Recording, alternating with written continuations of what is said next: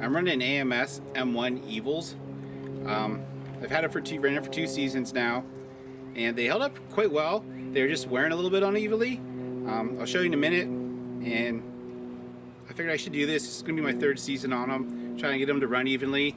I don't think you can do this with your stock tires since these are all matching, same wheel size and diameter and offset, so you can rotate them.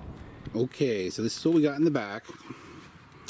You can kind of see they're rounding over quite a bit all along these lugs.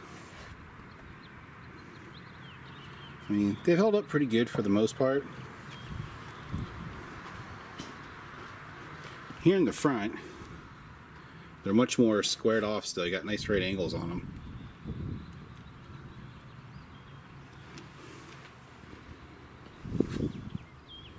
And I'd suggest if you're going to do this, I have 4 jack stands, but the other ones actually don't go tall enough to support this, so I'm probably going to put the smaller ones in the back there, but try and get a machine supported maybe a little bit better than I just did. And while you're under here, look around, see if anything looks loose, check out your brake pads, see if anything, check your joints out,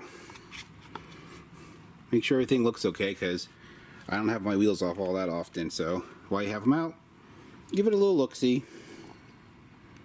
Oh, and I am swapping these like diagonally front to back.